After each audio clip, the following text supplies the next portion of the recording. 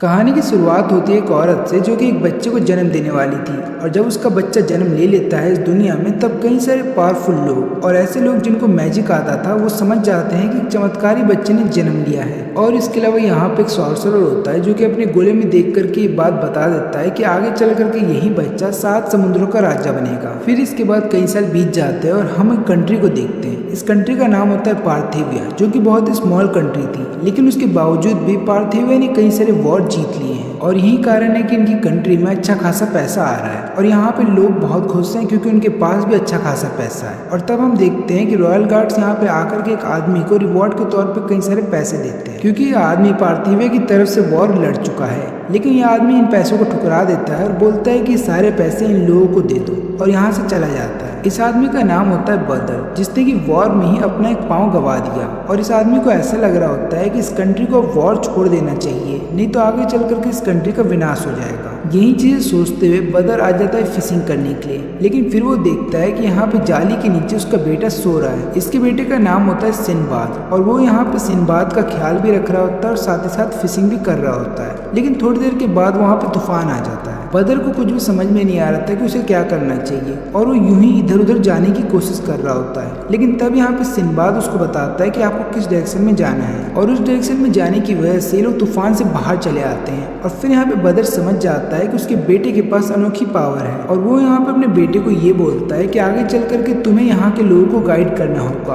क्योंकि यहाँ के लोग बहुत ज्यादा लालची हो गए हैं और आगे चल करके उनका विनाश होने वाला है। फिर इसके बाद 2 साल बीत जाते हैं और हम देखते हैं कि पार्थिविया के जितने भी सैनिक होते हैं वो सब मिल करके घुसपैठियों को पकड़ रहे थे। लेकिन यहाँ पे घुसपैठिया पानी में कूद जाता है और वहाँ पे अपनी जान बचा लेता है। वहीं पे दूसरी तरफ हम देखते हैं बदर को, जो कि यहाँ पे कई सारी मछलियाँ पकड़ लेता है। और फिर इसके बाद सिंबाद यहाँ पे जिद करता है कि मेरे को भी फिर से चलना है मछलियाँ पकड़ने के लिए। बदर उसको मना कर रहा था, और तभी वहाँ पे कुछ लोग आते हैं जो कि यहाँ पे बदर को बोलते हैं गद्दार। अब ऐसा इसलिए था क्योंकि पार्थिविया कई सारे वॉर जीतता जा रहा था, लेकिन अभी रिसेंटली पार्थिविया एक वॉर हार चुका है। और यही कारण है कि अब लोगों के पास पैसों की कमी हो गई है, और यहाँ पे लोग सपोर्ट कर रहे हैं वॉर को, और जो लोग वॉर को सपोर्ट नहीं करते हैं उनको यहाँ के लोग गद्दार बोलते हैं। और इसलिए ये लोग यहाँ पे बदर को लगातार गद्दार बोल रहे होते हैं और बोलते हैं कि तुम्हें वॉर में जाना चाहिए, तुम एक सोल्जर थे। लेकिन यहाँ पे बदर हंसते बोलता है कि मैं वॉर नहीं लड़ने वाला, क्योंकि अब मुझे अपनी फैमिली के साथ टाइम बिताना है। लेकिन इन लोगों को ये जवाब पसंद नहीं आता, तो ये लोग यहाँ पे बदर को लगातार पीटते हैं और फिर वहाँ से चले जाते हैं। फिर बाद में सिंबाद यहाँ पे रोते हुए अपने फादर को बोलता है कि आपने उनको क्यों नहीं हराया, आप उनको हरा सकते थे। और फिर इसके बाद सिंबाद रोते हुए घर चला आता है। फिर घर पे आ जाने के बाद जब सिंबाद पानी लेने के लिए जाता है, तब वो अपने फादर को बुलाता है कि इधर पे आइए। और इधर पे आने के बाद इन लोगों को वही ट्रेटर दिखाई देता है, लेकिन यहाँ पे इन लोगों को पता नहीं था कि ये एक ट्रेटर है। इसलिए यहाँ पे ये लोग इसको बहुत अच्छे से ट्रीट करते हैं, इसको खाना पानी देते हैं और फिर बाद में इसकी मरहम पट्टी भी कर देते हैं। और ये आदमी बताने लगता है कि मेरी शिप यहाँ पे आ रही थी, लेकिन तूफान में वो टूट गई, और यही कारण है कि मैं यहाँ पे आके फंस गया। फिर इसके बाद यहाँ पे बदर बोलने लगता है कि देखो, जब तक तुम ठीक नहीं हो जाते तुम हमारे यहाँ रह सकते हो। और फिर जब तक ये आदमी इनके साथ रह रहा होता है, तब वो सिंबाद को अलग अलग कहानी सुनाता है और उसको बता रहा होता है कि दुनिया घूमनी चाहिए, तब जाकर के तुम्हें दुनिया के अलग लोगों के बारे में पता चलेगा। लेकिन इसके अगले दिन जब सैनिक यहाँ पे घर में आ जाते हैं बदर के, वो देख लेते हैं इस ट्रेटर को। वो लोग तुरंत ही इस ट्रेटर को मारना चाहते थे, लेकिन ये ट्रेटर उन दोनों को मार देता है। फिर इसके बाद ये आदमी यहाँ पे बंदी बना लेता है सिंबाद को, और टाउन वालों के सामने बताने लगता है कि मेरे को खाना पानी और पैसे चाहिए, और तुरंत ही वो बीच के पास रख दो, मैं बोट से यहाँ से भागना चाहता हूँ। सिंबाद उसको बोलता भी है कि तुम मुझे बुरे आदमी नहीं लगते, लेकिन फिर ये आदमी बताता है कि मैं शुरू से ही ऐसा हूँ, मैं रेम एम्पायर का एक सोल्जर हूँ जो कि यहाँ पे अपना काम पूरा करने आया था, और अब मुझे यहाँ से भागना है। यहाँ पे सिंबाद की माँ हर किसी से मदद मांगती है और बोलती है कि प्लीज मेरे बेटे को बचाइए, लेकिन हर एक आदमी ये बोलता है कि हमारी जंग नहीं है, इससे तुम्हें खुद ही निपटना होगा। तभी यहाँ पे बदर आ जाता है और वो यहाँ पे अपने घुटनों के बल बैठ जाता है। वो इस आदमी से विनती करता है कि प्लीज मेरे बेटे को छोड़ दो, और मुझे पता है कि तुमने हमारी कंट्री की सीक्रेट इन्फॉर्मेशन गैदर करके रखे, अगर तुम हमारी आर्मी में शामिल हो जाते हो तो हम तुम्हारी जान बख्श देंगे। लेकिन ये आदमी ऐसा करने से मना कर देता है और बोलता है कि मैं अपनी कंट्री के प्रति वफादार हूँ, और मैं चाहे कुछ भी हो जाए तुम्हारी कंट्री के लिए काम नहीं करूँगा, मैं तुम जैसा गद्दार नहीं हूँ। ये सुनने के बाद यहाँ पे बदर को बहुत ज़्यादा गुस्सा आ जाता है। वो तुरंत ही अटैक कर देता है इस आदमी के ऊपर, और उसके हाथ में जो खंजर था वो इस आदमी के सीने के आर पार कर देता है। यह आदमी तो मर जाता है, लेकिन यहाँ पे बदर को बहुत ज़्यादा टॉर्चर किया जाता है क्योंकि उसके ऊपर इल्ज़ाम ये लगाया जाता है कि उसने एक दूसरी कंट्री के स्पाई को अपने घर में पनाह दी। और फिर इसके बाद बदर को बोला जाता है कि अब तुम्हें वॉर लड़ना ही पड़ेगा। बदर जा रहा होता है वॉर के लिए, लेकिन जब उसकी फैमिली वहाँ पे आ जाती है उसको देखने के लिए, तब यहाँ पे टाउन के लोग बोल रहे होते हैं कि इन गद्दारों को भी यहाँ से निकाल दो। लेकिन यहाँ पे बदर को बहुत गुस्सा आ जाता है। वो सबको बता रहा होता है कि खबरदार मेरी फैमिली के ऊपर हाथ मत उठाना। और इतना बोलने के बाद वो अपने ऊपर के कपड़े उतार देता है और टाउन वालों को ये बता रहा होता है कि वॉर में मैंने कई सारे लोगों की जान ली है, लेकिन इसके अलावा कई सारे ऐसे लोग भी थे जो बच गए थे, लेकिन उसके बावजूद भी जिंदा लाश बन के रह गए। शरीर पे इतने जख्म कि हर पल तुम्हें दर्द होगा। अब तुम मुझे बताओ, क्या तुम लोग अपने परिवार को भेजोगे वॉर के अंदर? इतना बोलने के बाद यहाँ पे बदर को लेकर के जा रहे होते हैं वॉर के लिए, लेकिन बदर जाने से पहले अपने बेटे को ये बोलता है कि बड़े होकर के स्ट्रांग बनना और बस माँ का ख्याल रखना। लेकिन कुछ सालों के बाद ये खबर आती है कि बदर मर चुका है। उसके परिवार वालों को बता दिया जाता है और यहाँ पे बदर की स्वॉर्ड और कुछ पैसे दे दिए जाते हैं उसके परिवार वालों को, लेकिन बदर की डेड बॉडी कभी उनको भेजी नहीं जाती। फिर इसके बाद 9 साल बीत जाते हैं और इधर पे हमें दिखाया जाता है कि पार्थिवियन का जो कमांडर है वो अपने सभी सोल्जर्स को बोल रहा होता है कि हमें इस डंजन को कैप्चर करना होगा ताकि इसकी पावर की मदद से हम सभी एम्पायर्स को हरा सकें। और वहीं पे दूसरी तरफ कुछ व्यापारियों को गुंडे लूट रहे थे, लेकिन तभी वहाँ पे सिम्बाद आता है और सभी गुंडों को पीट देता है और उसके बाद इन लोगों को बोलता है कि आप लोग मुझे हायर कर लीजिए ताकि मैं आपकी सिक्योरिटी कर सकूँ। और इस चीज़ के बदले में यहाँ पे ये लोग सिम्बाद को कुछ फ्रूट्स देते हैं, लेकिन जैसे ये लोग बैरल को ओपन करते हैं तो उसके अंदर एक आदमी था। उसको देखने के बाद हर कोई डर जाता है, लेकिन बाद में सिम्बाद इस आदमी की मदद करता है और बोलता है कि तुम मेरे घर पे रह सकते हो कुछ दिनों के लिए। और इस आदमी का नाम होता है यूनान। इसके अलावा सिम्बाद अब टाउन में नहीं रहता, वो बल्कि एक अलग से विलेज में रहता है सबसे दूर। और यहाँ पे विलेज के लोग सिम्बाद को बहुत पसंद करते हैं क्योंकि सिम्बाद हर किसी की मदद करता है। और इसके अलावा यूनान जब यहाँ पे सिम्बाद के घर पे आता है तो वो देखता है कि सिम्बाद की माँ की तबीयत बहुत ज़्यादा खराब है और ज़्यादातर काम अब सिम्बाद ही करता है। फिर सुबह हो जाने के बाद सिम्बाद अपना खाना खा लेता है और यहाँ पे कुछ खाना दे देता है यूनान को और वो बोलता है कि मैं तो जा रहा हूँ अपने काम पे, तुम क्या करने वाले हो? यहाँ पे यूनान बताता है कि मैं कुछ देर रुकूंगा विलेज में और बाद में अपनी जर्नी पे निकल जाऊंगा। यहाँ पे सिम्बाद भी जाना चाहता था एक जर्नी पे, लेकिन वो अपनी माँ की वजह से जा नहीं सकता। अब सिम्बाद अपने काम के लिए तो निकल जाता है, लेकिन रास्ते में उसको कमांडर ड्रैगुल रोक लेता है और वो उसको बोल रहा होता है कि हम तुम्हें लगातार नोटिस भेज रहे थे मिलिट्री ज्वाइन करने के लिए, लेकिन यहाँ पे सिम्बाद उसको मना कर रहा था और यही कारण है कि यहाँ पे सिम्बाद को सबके सामने पीटा जा रहा था। इसके अलावा यहाँ पे ड्रैगुल सिम्बाद को बोलता है कि याद रहे, अगर तुमने रिफ्यूज कर दिया हमारा ऑफर तो उसके बाद तुम्हारी पनिशमेंट जो है हम तुम्हारी माँ को देंगे। और ऊपर से तुम सबने उस डंजन के बारे में तो सुना ही होगा। मैजिशियन बोलते हैं कि उसके अंदर एक ऐसी पावर है जिसकी मदद से हम लोग हर एक कंट्री पे राज कर सकते हैं। यही कारण है कि उस पावर को पाने के लिए हमें कोई भी कीमत चुकानी होगी, हम चुकाएंगे। और फिर यहाँ पे आखिरी में ड्रैगुल बस इतना बोलता है कि तुम सोच लो तुम्हें क्या करना है, हम लोग फिर से यहाँ पे आएंगे अगर तुमने हमारी बात नहीं मानी तो। और इतना बोलने के बाद वो लोग चले जाते हैं। फिर यहाँ पे सिम्बाद यूनान को बता रहा होता है कि इससे पहले डंजन के अंदर 10,000 लोग भेजे गए थे, लेकिन सभी लोग मर गए हैं। मेरे को तो ऐसा लगता है कि ये कंट्री बेकार हो चुकी है, ये डिस्ट्रॉय होने वाली है। तभी यहाँ पे यूनान बोलता है कि एक काम क्यों नहीं करते, तुम इस कंट्री के नए राजा बन जाओ, जिसके बाद ये कंट्री और भी ज़्यादा अच्छी हो जाएगी। यहाँ पे सिम्बाद बताता है कि ऐसा मैं कर नहीं पाऊंगा, लेकिन यूनान उसको बोलता है कि खुद पे बस भरोसा रखो और समय आ गया है कि तुम्हें डंजन के अंदर जा करके उसकी पावर को अपना बनाना होगा, उसके बाद तुम यहाँ के नए राजा बन जाओगे। और इतना बोलने के बाद यूनान इधर से गायब हो जाता है। अब इधर पे सिम्बाद समझ जाता है कि उसे क्या करना है। फिर अगले दिन जब वो अपने घर जाता है तो यहाँ पे उसकी माँ उसको एक स्वॉर्ड देती है और ये स्वॉर्ड वही थी जो उसके फादर इस्तेमाल किया करते थे वॉर में। अब अगले दिन हम डंजन का सीन देखते हैं और यहाँ पे ड्रैगुल सभी सैनिकों को बोल रहा होता है कि हमें डंजन के अंदर जाकर के उसकी पावर को सीज करना है, लेकिन यहाँ पे सिम्बाद उसके सामने आता है और बोलता है कि तुम ऐसा नहीं करोगे, क्योंकि उस पावर को मैं अपना बनाऊंगा ताकि मैं इस कंट्री को सुधार सकूं और उसको एक नई दिशा दे सकूं, क्योंकि तुम जैसे लोगों ने केवल यहाँ के लोगों को टॉर्चर किया है। और इसके बाद सिम्बाद अंदर चला जाता है डंजन के, लेकिन जब वो डंजन के अंदर जा रहा था तो उसे फ्लैशबैक आता है रात का, जहाँ पे उसकी माँ उसको बता रही होती है कि देखो बेटा, वो करो जो तुम्हें पसंद है, तुम्हारे फादर भी यही चाहते थे कि तुम वही करो जो तुम्हें अच्छा लगता है,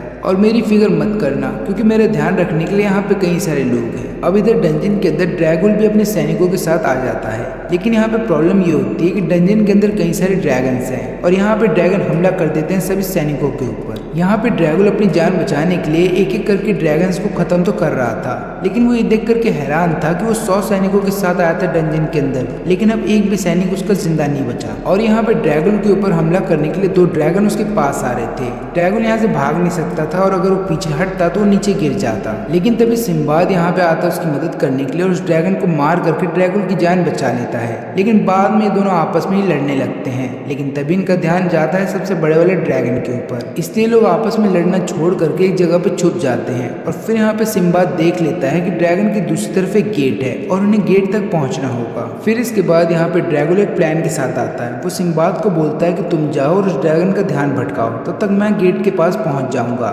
लेकिन यहाँ पे सिम्बाद बोलता है कि मैं ऐसा क्यों करूंगा? तो ड्रैगन बोलता है कि ऐसा तुम्हें करना होगा क्योंकि ये काम तुम अपनी कंट्री के लिए कर रहे हो, और अगर तुम मर गए तो चिंता मत करो, मैं तुम्हारे लिए एक रिवॉर्ड भी रखूंगा। लेकिन यहाँ पे वो गुस्से में आकर के बोलने लगता है कि और कितने लोगों को मरना होगा ताकि तुम्हें समझ में आए कि हम कोई वॉर एक्सपेरिमेंट नहीं है। लेकिन यहाँ पे ड्रैगन बोलता है कि अपनी कंट्री के लिए मरना एक ऑनर की बात होती है और मैं इसको अपना ऑनर समझता हूँ। यही कारण है कि अगर तुम मेरा साथ नहीं दोगे तब भी मैं ये काम अकेले करूंगा। इसके बाद ड्रैगन यहाँ पे छुपते हुए चला जाता है गेट के पास। वो गेट के पास पहुंच तो जाता है, लेकिन यहाँ पे गेट ओपन ही नहीं होता और उतने देर में जो बड़ा वाला ड्रैगन था वो उसको देख लेता है। और फिर यहाँ पे ड्रैगन अपने मुंह से एनर्जी ब्लास्ट करने वाला था ड्रैगन की जान लेने के लिए, लेकिन उतने देर में ड्रैगन हो जाता है बेहोश। और जब वो आँख खोलता है तो उसके सामने सिम्बाद था जिसने कि उसकी जान फिर से बचा ली। लेकिन फिर यहाँ पे ड्रैगन बोलने लगता है कि मैं एक सैनिक होकर डर गया, मुझे तो मर जाना चाहिए। लेकिन तब यहाँ पे सिम्बाद बोलता है क्या तुम पागल हो गए हो? याद रखना कि सैनिक होने से पहले तुम एक इंसान हो और यही कारण है कि तुम्हें डर लग रहा है। अब इतना बोलने के बाद यहाँ पे सिम्बाद एक ले जाता है शील्ड अपने साथ और यहाँ पे कई सारे वाटर थे जो जगह से निकल रहे थे। वो उन वाटर के ऊपर स्लाइडिंग करता हुआ ड्रैगन के सीधे चेहरे पे एक हमला करता है और जब ड्रैगन का ध्यान साइड में चला जाता है तब वो डायरेक्ट ड्रैगन के ऊपर हमला करता है और यहाँ पे उसके सिर पे हमला करने के बाद ड्रैगन को मार देता है। ड्रैगन के मर जाने के बाद इन दोनों को 2 बॉल दी जाती है।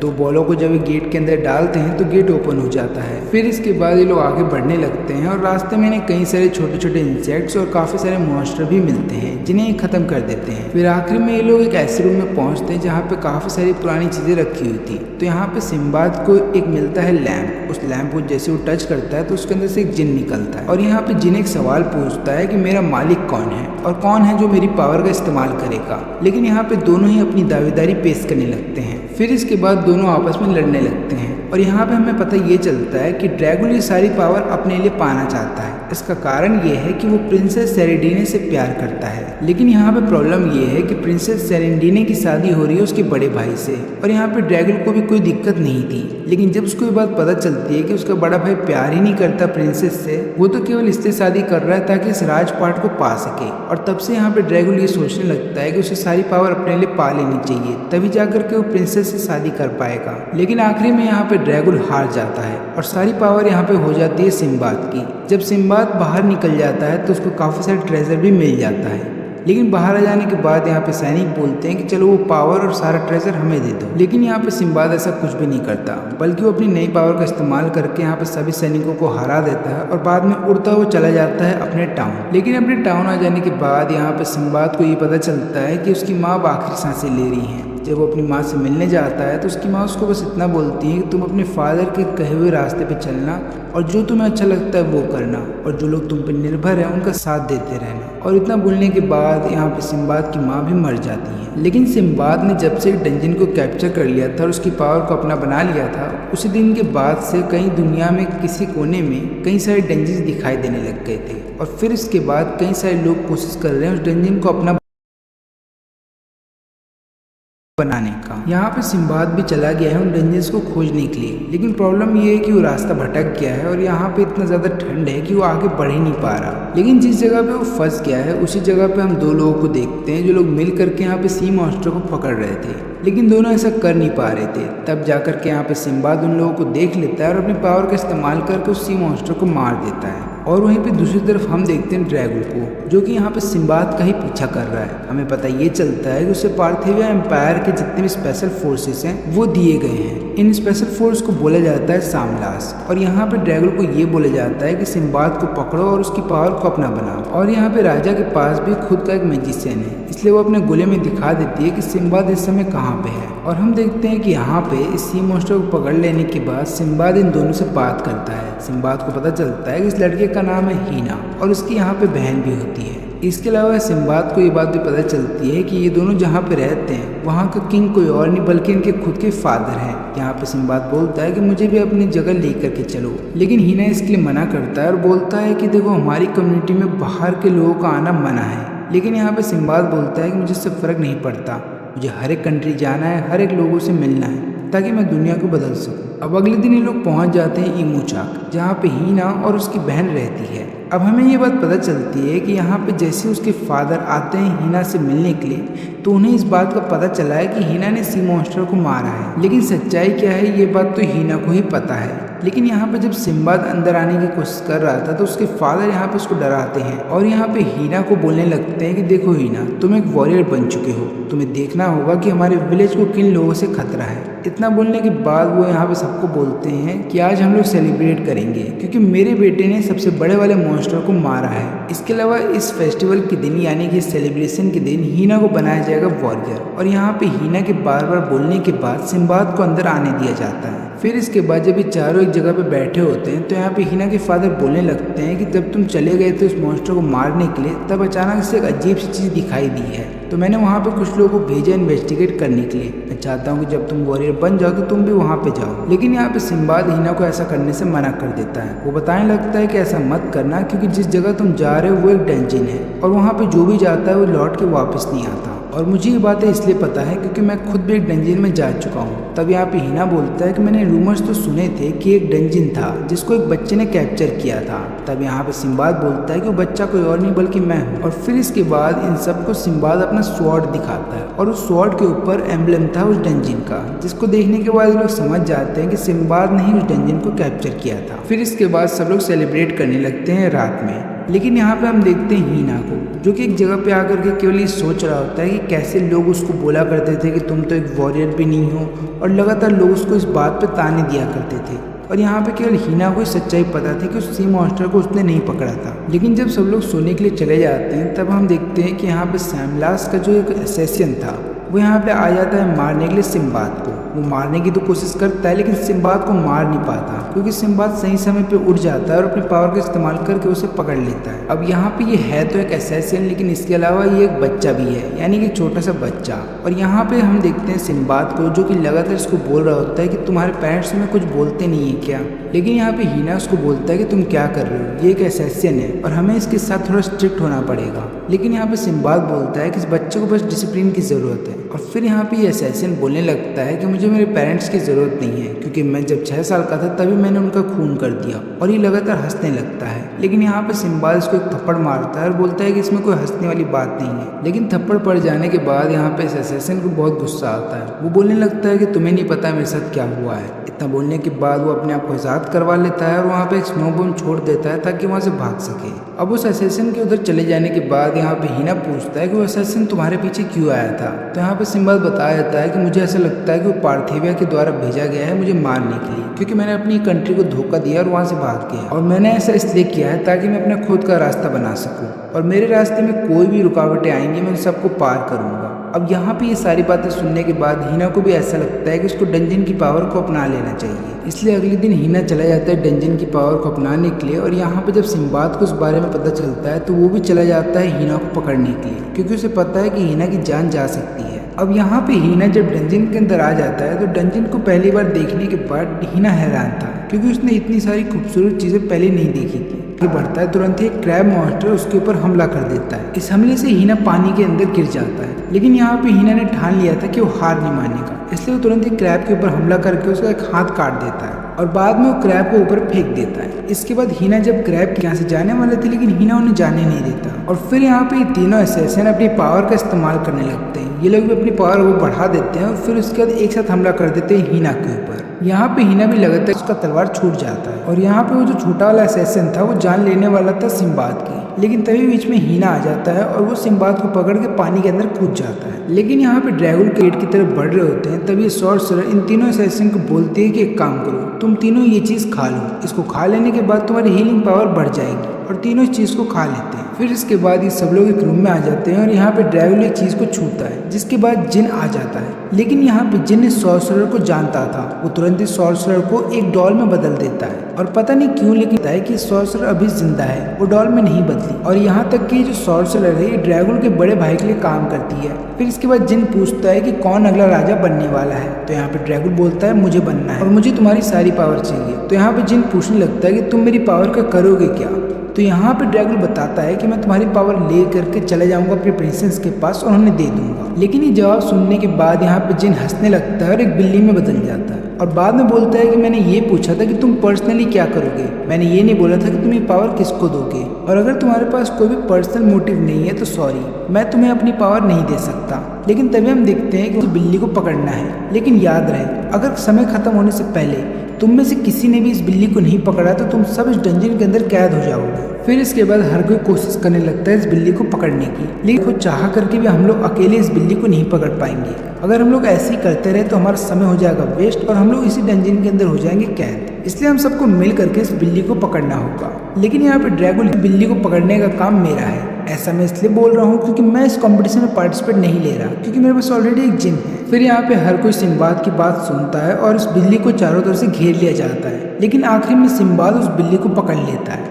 अब सब लोग यहाँ पे ये डिसाइड करने वाले होते हैं कि कौन अगला राजा बनेगा। तभी यहाँ पे सिम्बाद बोलता है कि देखो, इस जिन की पावर को मुझे अपने लिए लेना ही पड़ेगा, क्योंकि मैं अपनी खुद की कंट्री बनाना चाहता हूँ। अब ये बात सुनते ही यहाँ पे ड्रैगन उसको बोलता है कि खुद की अकेला ना पड़ जाऊँ और खुद की कंट्री बनाने के लिए मुझे पैसे चाहिए, पावर चाहिए और कनेक्शन चाहिए और ऐसे लोग चाहिए जिन पे मैं ट्रस्ट कर सकता हूँ। इसलिए मैं चाहता हूँ कि तुम लोग मेरा साथ दो, एक ऐसी कंट्री जहाँ लोग मेरा साथ दो। अब यहाँ पे सिम्बाद जिस अंदाज में बोल रहा होता है, वो अंदाज सुनने के बाद यहाँ पे हर कोई सिम्बाद से अट्रैक्ट हो जाता है और हर किसी को ऐसा लग रहा होता है कि उन्हें सिम्बाद का साथ देना चाहिए। लेकिन तभी अचानक से इन तीनों असैसिन्स को कुछ होने लगता है और यहाँ पे जिन भी बोलता है कि तीनों एक बहुत बड़े से डीमन में बदलने वाले हैं। इससे पहले कि तीनों ऐसा कर पाए, मेरी पावर को लो और इनको खत्म कर दो। लेकिन यहाँ पे सिम्बाद ऐसा करता नहीं। फिर यहाँ पे ड्रैगन इन पे गोली चलाने वाला था, लेकिन यहाँ पे सिम्बाद बोलता है कि ऐसा मत करो, वो लोग हमारे दोस्त हैं। यहाँ पे ड्रैगन बोलता है कि वो लोग हमारे दोस्त नहीं रहे और ऊपर से वो तो इंसान भी नहीं है। लेकिन यहाँ पे सिम्बाद बोलता है कि मैं कोशिश करूंगा उन्हें फिर से इंसान बनाने की। लेकिन तभी ये मॉन्स्टर सिम्बाद के ऊपर हमला करके उसे दूर फेंक देता है। फिर यहाँ पे ड्रैगन बोलता है कि जल्दी अपनी जिन की पावर का इस्तेमाल करो, उन्हें खत्म कर दो,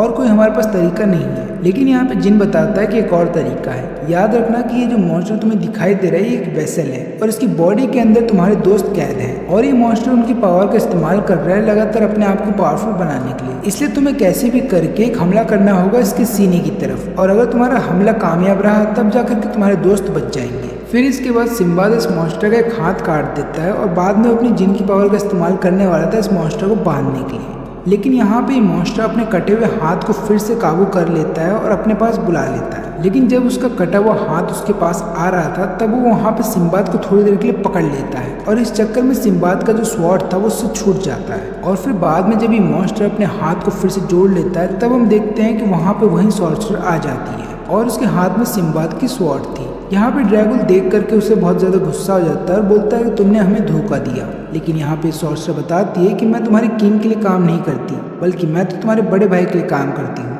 फिर इसके बाद यहाँ पे ड्रैगन का जो भाई होता है वो सॉर्सरर के जरिए बात करने लगता है ड्रैगन से और उसको बताने लगता है कि तुम्हें यहाँ पे मरना होगा। उसका कारण ये है कि तुम पहले वाले डंजन को कैप्चर नहीं कर पाए थे, इसके अलावा तुम सिम्बाद को भी नहीं पकड़ पाए, और तीसरा सबसे बड़ा कारण ये है कि मुझे पता है कि तुम्हारे मन में फीलिंग्स है सेरेंडीना को लेकर के, लेकिन वो मैं होने नहीं दूंगा क्योंकि वो लड़की सिर्फ मेरे लिए है और मैं ही उससे शादी करूंगा। अब ये सारी बातें सुनने के बाद यहाँ पे ड्रैगन अंदर से टूट जाता है जब उसे पता ये चलता है कि उसका खुद का भाई उसे मारना चाहता है। फिर ये मॉन्स्टर उसके ऊपर हमला कर देता है, लेकिन यहाँ पे हीना उसकी जान बचा लेता है। फिर इसके बाद यहाँ पे सिम्बाद लगातार मॉन्स्टर के हर एक अटैक को डॉज कर रहा होता है और उसको बिजी रखता है ताकि यहाँ पे हीना अपने हथियार से उसके सीने के ऊपर हमला कर दे। और यहाँ पे सॉर्सरर को ये देख करके यकीन नहीं हो रहा था कि यहाँ पे सिम्बाद हर एक अटैक को देख सकता है मॉन्स्टर के, इसलिए वो मॉन्स्टर को थोड़ा और स्ट्रॉन्ग कर देती है, जिसके बाद मॉन्स्टर यहाँ पे सिम्बाद को पकड़ लेता है, लेकिन फिर हम देखते हैं कि यहाँ पे ड्रैगन आता है और मॉन्स्टर के ऊपर हमला करता है, वो भी सिर पे। और फिर यहाँ पे ड्रैगन बोलता है कि मैं शुरू से अपनी कंट्री के लिए फाइट करता आया हूँ,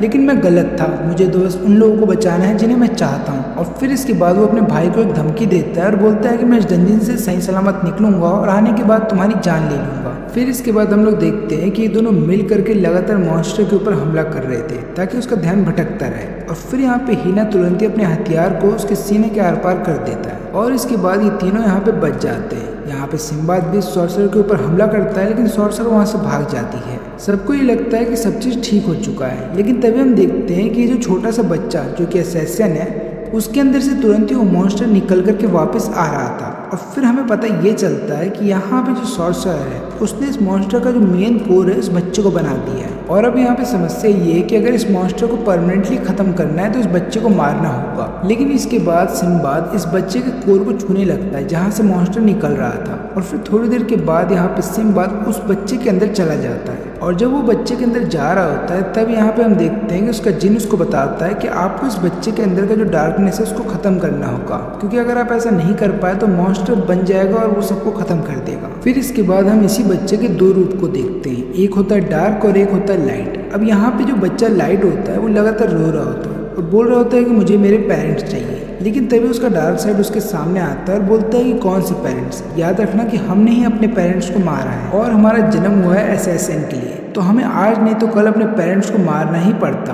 और यहीं पे हमें पता चलता है कि इस लड़के का नाम है जफार। और अब यहाँ पे दोनों ही रोने लगते हैं और दोनों बोल रहे होते हैं कि अब हमारे पास कोई घर नहीं है। तब वहाँ पे सिम्बाद आता है इन दोनों के सामने, वो बोलता है कि मुझे नहीं पता कि तुम्हारे पास्ट में क्या हुआ है, लेकिन मैं वादा करता हूँ कि मैं तुम्हारे लिए घर बनाऊंगा जहाँ पे मैं तुम्हारे साथ रहूँगा, और मैं ये भी वादा करता हूँ कि मैं लगातार तुम्हारी प्रोटेक्शन करूँगा चाहे कुछ भी हो जाए, क्योंकि अब हम लोग एक फैमिली हैं। ये सुनने के बाद यहाँ पे जफार रोने लगता है और फिर हम देखते हैं कि यहाँ पे सिम्बाद जफार के अंदर से आ जाता है, उस मॉन्स्टर के कोर को ख़त्म भी कर देता है और यहाँ पे जफार की जान बचा लेता है। अब जब यहाँ पे हर चीज़ ठीक हो जाता है तब यहाँ पे जिन बोलता है कि मेरी पावर कौन लेने वाला है और कौन है जो कि मेरा राजा बनेगा। तब हम देखते हैं कि यहाँ पे सिम्बाद हीना को आगे करता है और बोलता है कि तुम्हें ये पावर ले लेनी चाहिए, लेकिन यहाँ पे हीना इसके लिए मना कर देता है। वो उल्टा सिम्बाद को ये बोलता है कि तुम्हें इस पावर को अपना लेना चाहिए और हम सब तुम्हें फॉलो करेंगे और हम सब तुम्हें अपना राजा मानते हैं। इसके बाद यहाँ पे जिन की पावर सिम्बाद को दे दी जाती है और फिर सिम्बाद और बाकी सब लोग पूरे ट्रेजर के साथ बाहर आ जाते हैं। बाहर आने के बाद यहाँ पे हीना के फादर उसको गले लगाते हैं और बाद में बोलते हैं कि चलो बेटा विलेज में, क्योंकि वहाँ जाने के बाद तुम्हारे वॉरियर बनने की सेरेमनी अभी बाकी है।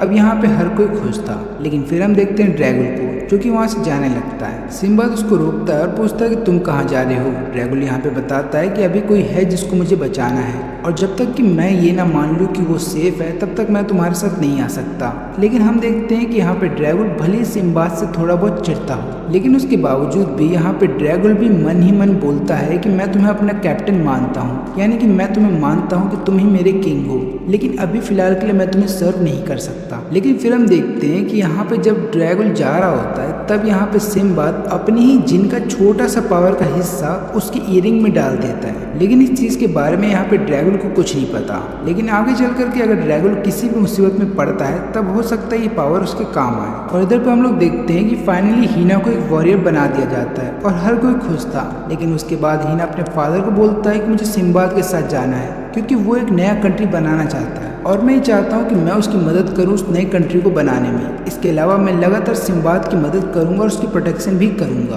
और यहाँ पे हीना के फादर इसके लिए मान जाते हैं। लेकिन इसके अलावा हीना एक लड़की को पसंद भी करता था अपने क्लैन में, और यहाँ पे वो उस लड़की के फादर से मांगने जाता है उसका हाथ। लेकिन उसके फादर ये पूछते हैं कि तुम क्या कर सकते हो मेरी बेटी के लिए। तब यहाँ पे हीना ये जवाब देता है कि मैं आपकी बेटी के लिए कुछ नहीं कर सकता। ये सुनने के बाद लड़की का बाप बहुत ज़्यादा गुस्सा हो जाता है और उसके ऊपर हमला भी करता है। लेकिन फिर यहाँ पे हीना ये बोलता है कि देखिए मैं अभी के लिए कुछ नहीं कर सकता, लेकिन मैं आपसे ये वादा करता हूँ कि मैं आपकी बेटी का पूरा ख्याल रखूँगा और इसके अलावा हम दोनों मिल करके अपनी ड्रीम को पूरा करेंगे। और फिर इसके बाद हीना उस लड़की के साथ चला जाता है सिम्बाद के शिप पे, और अब जाकर के यहाँ पे सिम्बाद की एक नई जर्नी स्टार्ट होती है। लेकिन यहाँ पे प्रॉब्लम ये होती है कि बाकी लोगों के साथ कनेक्शन बिठाने के लिए इन लोगों को सबसे पहले तो एक अच्छा मर्चेंट बनना पड़ेगा और अपने गुड्स को बेचना पड़ेगा, तभी जाकर के एक अच्छा रिलेशनशिप बनेगा। और इसलिए यहाँ पे हीना की जो वाइफ होती है वो लगातार यहाँ पे सिम्बाद और जफार को दोनों को ही सिखा रही होती है कि तुम्हें कैसे लोगों से बात करनी है और कैसे अपने गुड्स को बेचना है। फिर अपने कई दिनों का सफर कंप्लीट कर लेने के बाद ये लोग पहुंच जाते हैं रैम एम्पायर। अब ये लोग रैम एम्पायर इसलिए आते हैं क्योंकि पहली बात तो रैम एम्पायर बहुत बड़ा है और ऊपर से ये ट्रेड सेंटर माना जाता है। अब यहाँ पे आ जाने के बाद ये लोग तुरंत ही अपने सामानों को बेचने लगते हैं और काफी लोग अट्रैक्ट हो जाते हैं इनके सामान के प्रति और यहाँ पे कई लोग हैं जो खरीदने के लिए भी तैयार थे। लेकिन तभी वहाँ पे रैम के कुछ सैनिक आ जाते हैं। वो इन लोगों को बताते हैं कि अगर तुम्हें हमारे यहाँ कुछ भी बेचना है तो तुम्हें सबसे पहले रैम मर्चेंट यूनियन के पास जाना होगा और उनके अप्रूवल के बाद ही तुम यहाँ पे कुछ भी सामान बेच सकते हो।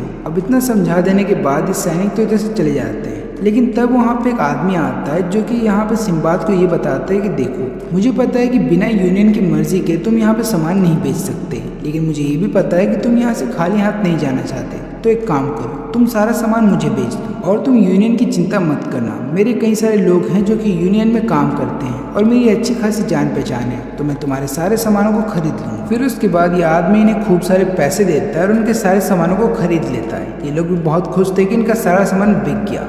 लेकिन शाम हो जाने के बाद ये लोग देखते हैं कि जो सामान इन्होंने बेचा था उसी को दुगने दामों पे बेचा जा रहा है वापस से। ये लोग समझ जाते हैं कि इनके साथ चीटिंग हुई है। लेकिन यहाँ पे सिम्बाद ये बताता है कि देखो, हमें यूनियन के साथ मिलना ही होगा, तभी जाकर के हम लोग रैम एम्पायर के अंदर अपना सामान बेच पाएंगे। और वो आदमी ऐसे ही नॉन यूनियन वाले मेंबर्स को टारगेट करता है ताकि वो उन्हीं के सामानों को दुगने दामों पे बेच सके। उस आदमी ने हमें धोखा नहीं दिया, बल्कि उसने हमारे साथ एक बिजनेस किया है। ये तो हमारी गलती थी कि हमें बिजनेस के बारे में ढंग से पता नहीं है। फिर इसके बाद यहाँ पे सिम्बाद अपने क्रू मेंबर्स को वापस भेज देता है विलेज में और बोलता है कि विलेज से सारे गुड्स को ले करके आओ ताकि हम लोग यहाँ पे उन्हें बेच सके, और तब तक मैं जाऊँगा यूनियन से बात करने के लिए। लेकिन रास्ते में हम लोग ये देखते हैं कि यहाँ पे सिम्बाद को वही आदमी मिल जाता है जिन्होंने उसका सामान खरीद लिया था कम दाम पे।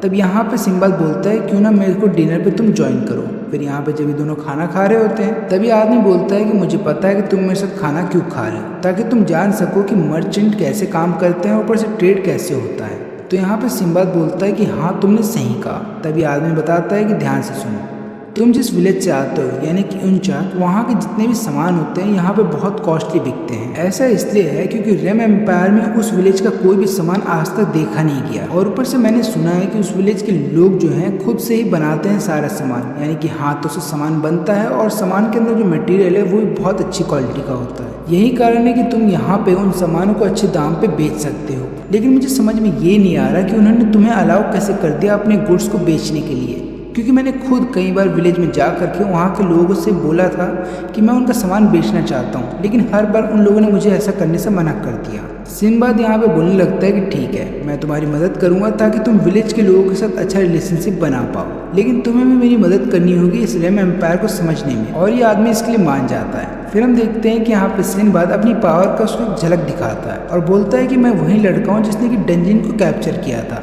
ये सुनने के बाद ये आदमी हैरान था और वो बोलने लगता है कि मुझे तुम्हारी पूरी कहानी जाननी है। तब यहाँ पे सिम्बाद बताने लगता है कि मुझे एक अलग से कंट्री बनानी है। ऐसा इसलिए है क्योंकि मेरी खुद की कंट्री अब खत्म होने वाली है और मैं चाहता हूँ वहाँ के लोगों की मदद करना। यही कारण है कि मैं एक ऐसी कंट्री बनाना चाहता हूँ जहाँ पे हर एक चीज़ अच्छे से हो, जहाँ पे ना लोगों को लड़ना पड़े और जहाँ पे लोग एक दूसरे की मदद करें। लेकिन ऐसा करने के लिए मुझे खूब सारी पावर चाहिए और ये पावर तभी मिलेगी जब मैं एक राजा बन जाऊँगा। लेकिन ये सुनने के बाद यहाँ पे आदमी बोलता है कि देखो, तुम राजा तो बन जाओगे, हो सकता है उसके बाद लोग तुम्हारी सुने भी, लेकिन हर किसी की समस्या को ठीक कर पाना और हर किसी की समस्या का सॉल्यूशन देना ये बहुत डिफिकल्ट टास्क है। तुम्हारी कहानी सुनने में तो अच्छी लगती है, लेकिन रियलिटी में वो काम नहीं कर पाएगी। फिर इसके बाद ये आदमी उसको ये बताने लगता है कि तुम्हें यूनियन में कैसे घुसना है। तो अगर तुम्हें मर्चेंट यूनियन में घुसना है तो तुम्हें सबसे पहले यूनियन के किसी भी एक मेंबर का रिकमेंडेशन लेटर चाहिए, और इसके अलावा तुम्हें 1000 गोल्ड जमा करने होंगे एडमिशन फीस के तौर पे। लेकिन ये एडमिशन फीस इतनी ज़्यादा है कि ज़्यादातर मर्चेंट ऐसा कर ही नहीं पाते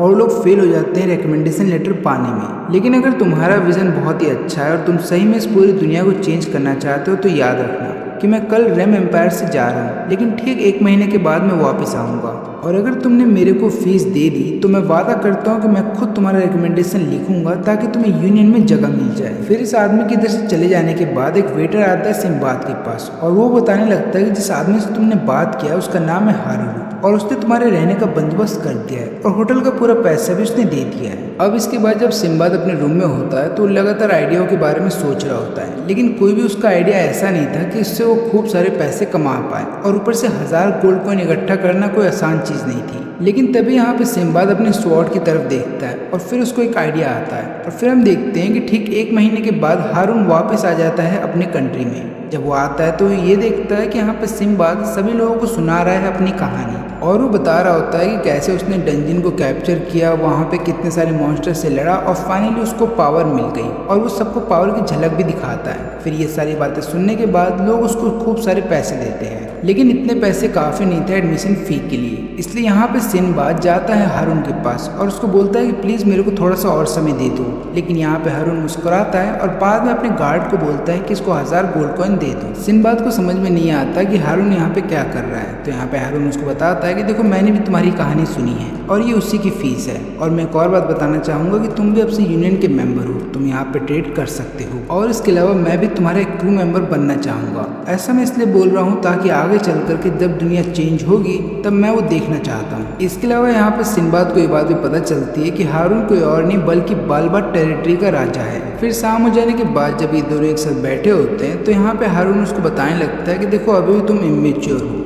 ऐसा मैं इसलिए बोल रहा हूँ क्योंकि अभी तक से तुमने ना तो अपना शॉप सेटअप किया है, ना ही तुम्हारे पास कोई वेयर हाउस है जहाँ पे तुम अपने सारे गुड्स को रख सकते हो, और इसके अलावा तुम्हारे पास ट्रांसपोर्टेशन के लिए कुछ भी नहीं है। और सबसे इम्पॉर्टेंट चीज़, अगर तुमने अपना शॉप सेटअप भी कर लिया तो तुम्हें उसका एडवर्टीजमेंट करना होगा ताकि लोगों को उसके बारे में पता चले, और तुम एडवर्टीजमेंट करने के लिए ग्लैडिएटर या फिर थिएटर में जा सकते हो, लेकिन याद रहे कि ग्लैडिएटर में तुम्हें फाइट करना होगा। वहाँ पे हो सकता है किसी इंसान से तुम्हारी फाइट हो या फिर किसी भयानक मॉन्स्टर से, और मैं नहीं चाहता कि इस समय तुम्हारी बॉडी को कोई भी नुकसान पहुँचे। लेकिन तुम एक काम कर सकते हो, तुम चाहो तो थिएटर जा सकते हो जहाँ पे तुम अपनी एडवेंचर की स्टोरी सुना सकते हो, डंजन से रिलेटेड स्टोरी सुना सकते हो। लेकिन ये जितनी भी चीज़ें अब तक हुई हैं इनको होने में महीने लग गए हैं। यही कारण है कि अब हीन का एक बेटा है, और हम देखते हैं इधर पे सिनबैद को जो कि थिएटर में अपना परफॉर्मेंस देता है पहली बार, लेकिन उसका परफॉर्मेंस इतना ज़्यादा अच्छा होता है कि लोग लगातार आने लगते हैं उसके थिएटर में उसका परफॉर्मेंस देखने के लिए, और फिर हर कोई जान जाता है टाउन में सिनबाद का नाम। फिर इसके कुछ दिनों के बाद यहाँ पे सिनबाद का जो क्रू होता है वो भी वहाँ पे पहुँच जाता है,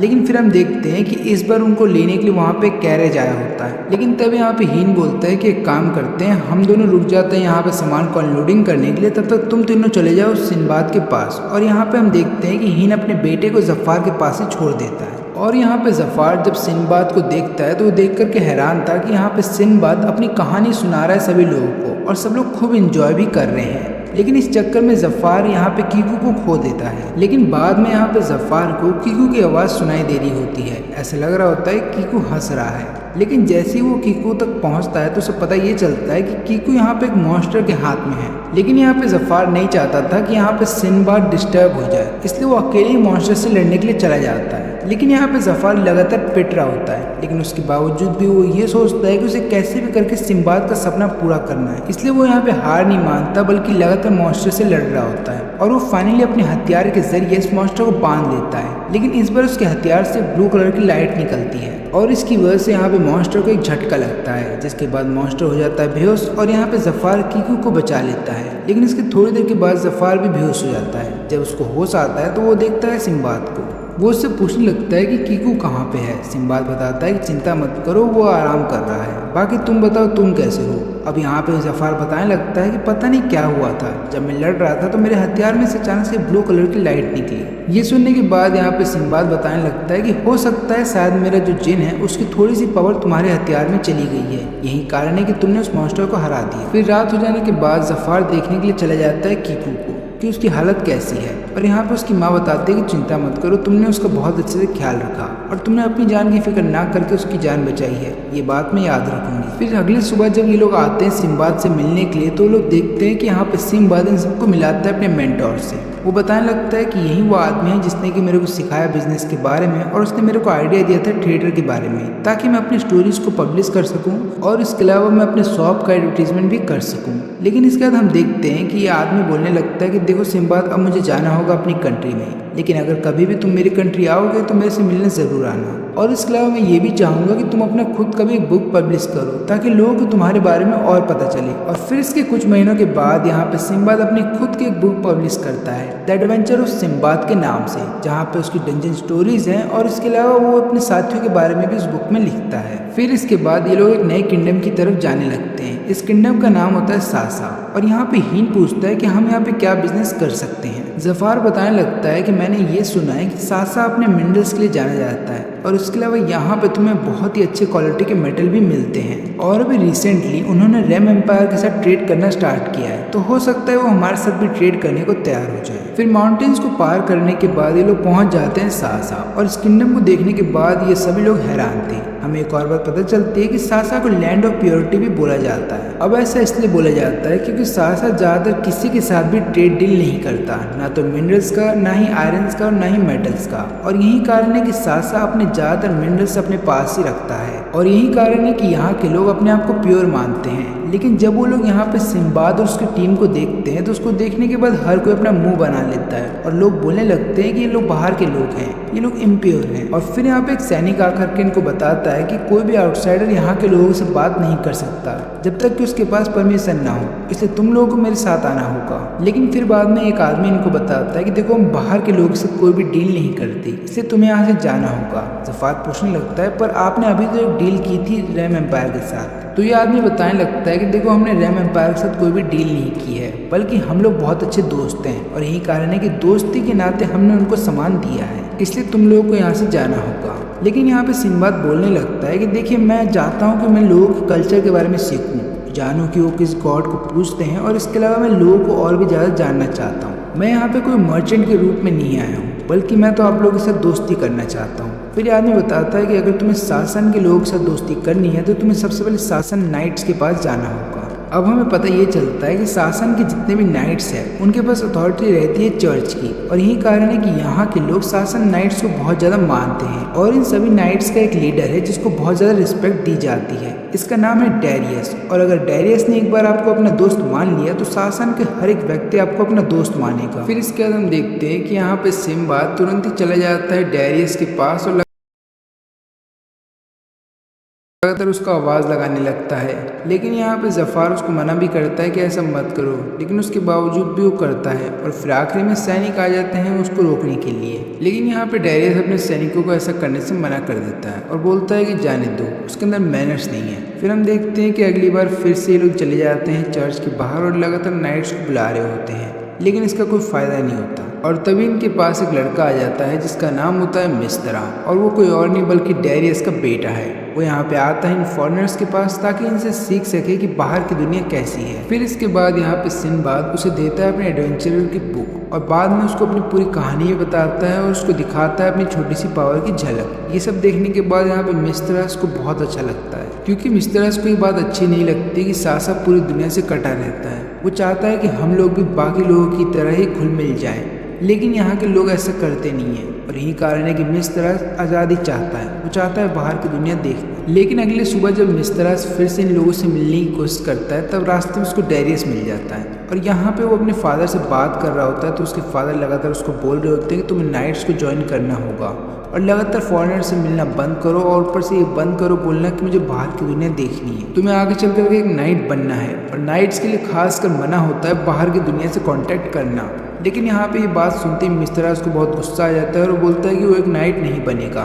तब यहाँ पे डैरियस उसको एक थप्पड़ मारता है, और फिर मिस्त्रा उधर से भाग जाता है, और ये सारी चीज़ें उसका छोटा भाई भी देख रहा था। फिर हम देखते हैं कि वो मिस्त्रा आ जाता है यहाँ पे सिम्बाद के पास, और उसको बोलता है कि प्लीज़ मुझे भी अपने साथ लेकर के चलो। लेकिन तभी हम देखते हैं कि उसका छोटा भाई वहाँ पे आ जाता है, और वो लगातार यहाँ पे मिस्त्रास को बोल रहा होता है कि प्लीज़ तुम्हें शासन नाइट्स को नहीं छोड़ना चाहिए। लेकिन यहाँ पे मिस्त्रास अपने भाई को ये क्लियरली बोल देता है कि देखो मैं नाइट्स को छोड़ने वाला हूँ, जाकर के फादर को ये बात बता दो। फिर अगली सुबह हम लोग देखते हैं कि यहाँ पे यूनान आता है सिम्बाद से मिलने के लिए। यूनान उसको बताने लगता है कि देखो सिम्बाद, जब से तुम डंजन के अंदर गए हो और तुमने एक जिन को पकड़ा है, कुछ दिन से बाकी सारे लोग भी यही कोशिश कर रहे हैं और हर एक कंट्री अपनी पूरी पावर लगा रही है ताकि कैसे भी करके डंजन को कैप्चर किया जा सके और जिन की पावर को अपना बनाया जा सके। यहाँ तक कि शासन के अंदर भी एक ऐसा आदमी है जिसके पास जिन की पावर है, जिसने डंजन को कैप्चर किया है, और वो कोई और नहीं बल्कि डेरियस है। मेरा सवाल बस इतना है तुमसे कि तुम इन बाकी लोगों से कैसे निपटोगे, क्योंकि ये लोग डंजन की पावर को पाने के लिए हो सकता है तुम पे भी हमला करें।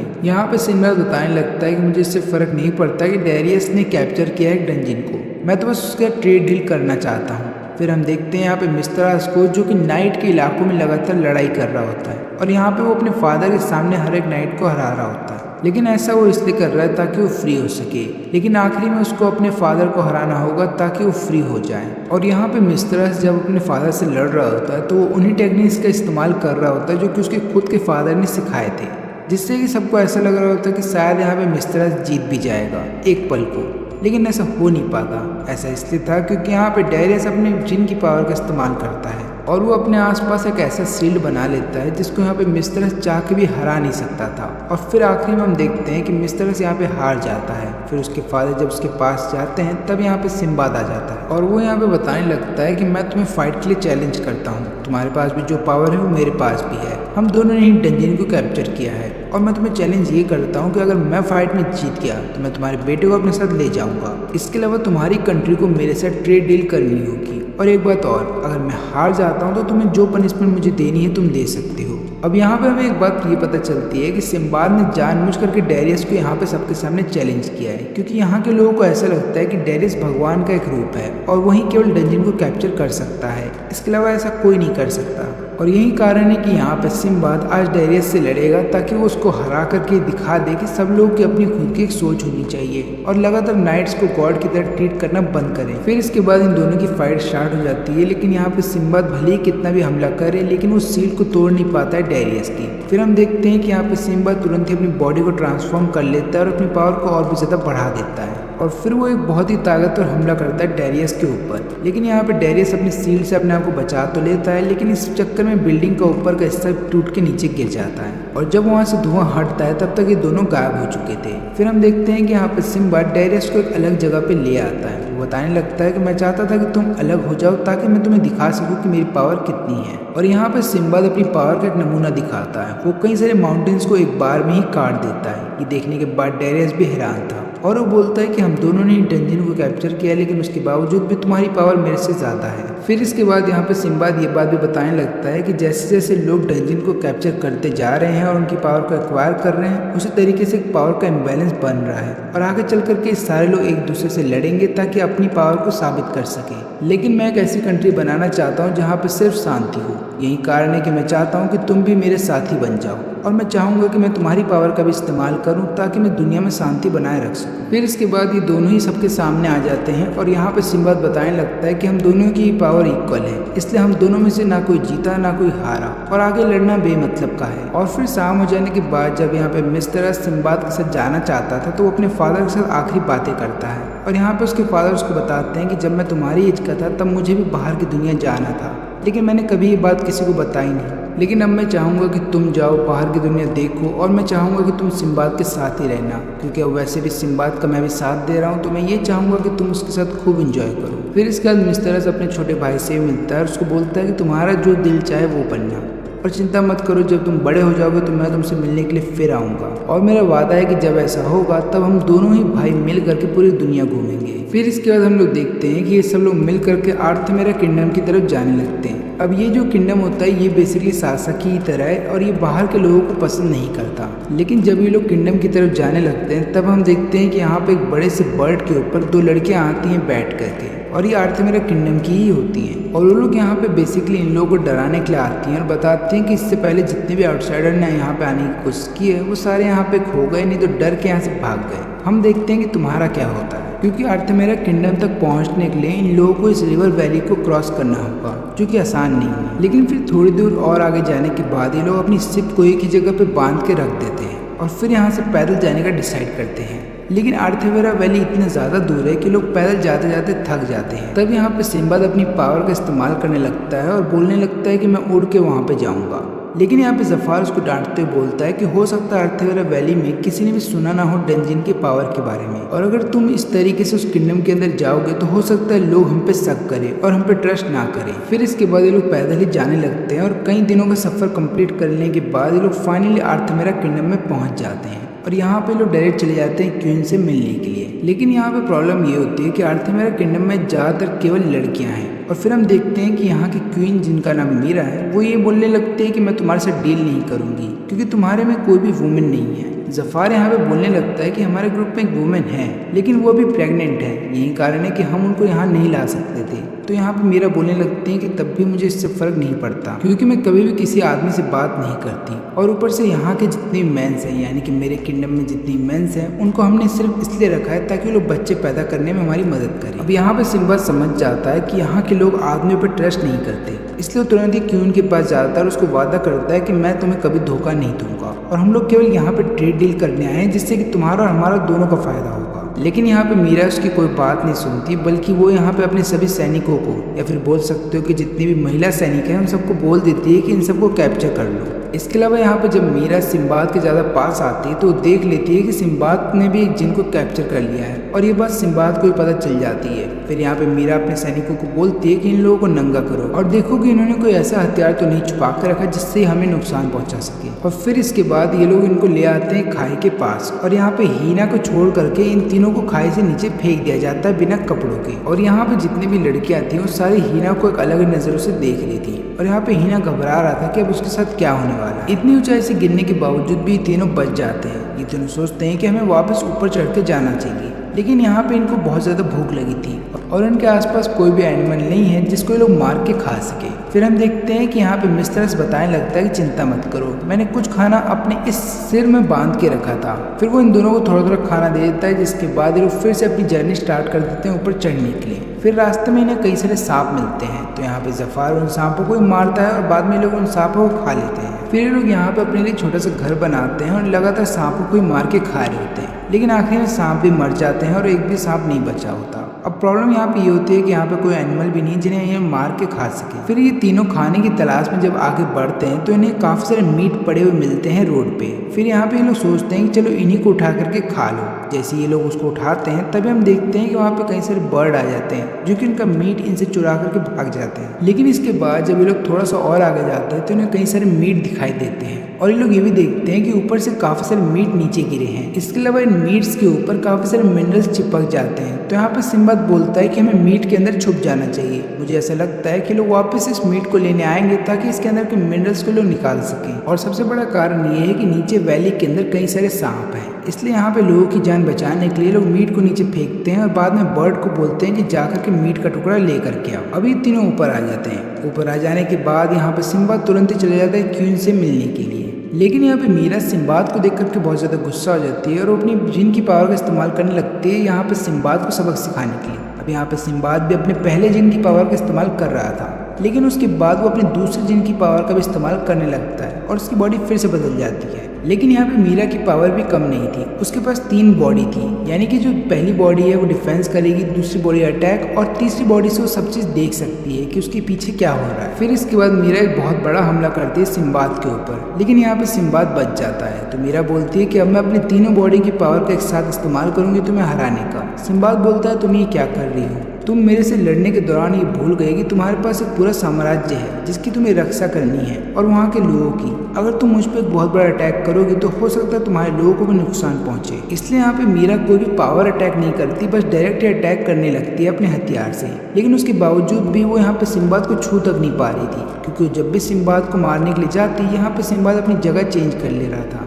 और वो यहाँ पे मीरा की बॉडी को जमा देता है, जिसके बाद आखिरी में मीरा हार जाती है। और फिर यहाँ पे मीरा डिसाइड करती है अगले दिन कि ठीक है मैं तुम लोगों के साथ ट्रेड डील करने के लिए तैयार हूँ। लेकिन यहाँ पे सिम्बाद ये बात बोलता है कि केवल ट्रेड डील नहीं बल्कि तुम्हें वादा करना होगा कि तुम मेरे साथ दोगी, क्योंकि मैं एक ऐसी दुनिया बनाना चाहता हूँ जहाँ पे कोई वॉर ना हो। और यही कारण है कि मैं कई लोगों के साथ दोस्ती कर रहा हूँ जिन पर मैं भरोसा कर सकूँ। और अभी रिसेंटली तुम्हारी तरह एक किंगडम है सासन, जिसके नाइट के साथ मेरी दोस्ती हो गई है। अब ये सुनने के बाद यहाँ पे मीरा समझ जाती है कि जरूर सिम्बाद ने भी सासन के नाइट को हरा दिया होगा।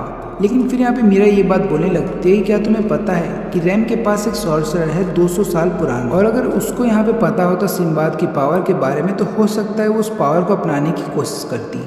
लेकिन यहाँ पे प्रॉब्लम ये है कि वो जो सॉर्सरर है वो अपनी कंट्री के प्रति बहुत ही वफादार है। यही कारण है कि सॉर्सरर अपनी कंट्री को छोड़ के ज़्यादातर जाती नहीं है। वो बहुत ही पावरफुल मागी है। फिर यहाँ पे जफ़ार पूछता है कि मागी कौन होता है, तो यहाँ पे मीरा बताने लगती है कि मुझे भी उनके बारे में ज़्यादा कुछ तो नहीं पता, लेकिन कहानी के अनुसार ये बोला जाता है कि मागी तब दिखते हैं जब दुनिया को उनकी ज़रूरत होती है, और ये मागी ही है जो कि एक ऐसे राजा को चुनते हैं जो कि पूरी दुनिया को गाइड करेंगे। यहाँ तक कि बोला ये तक जाता है कि डंजन्स भी मागी के द्वारा ही बनाया गया है। ऐसा इसलिए है ताकि यहाँ पे वो लोग देख सके कि कौन सा आदमी जो कि राजा बनने के काबिल है। और फिर ये सारी बातें सुनने के बाद यहाँ पे सिम्बाद को शायद ऐसा लगता है कि यूनान भी एक मागी है। इसलिए आखिरी में यहाँ पे मीरा ये बात बोलने लगती है कि देखो अब से मैं भी तुम्हारा साथ दूंगी, क्योंकि जो नई दुनिया तुम बनाना चाहते हो उसको मैं भी देखना चाहती हूँ। फिर आखिर में हम देखते हैं कि यहाँ पे हीना को भी छोड़ दिया जाता है, लेकिन यहाँ पे सिम्बाद और मिस्ट्रेस थोड़ा सा एडवेंचर करना चाहते थे, या फिर बोल सकते हो कि थोड़ी सी मस्ती करना चाहते थे। इसलिए लोग रेड लाइट एरिया में चले जाते हैं। लेकिन यहाँ आने के बाद उन्हें पता चलता है कि रेड लाइट एरिया में जो लड़की बिजनेस करती है वो लड़की दिखने में अच्छी नहीं है,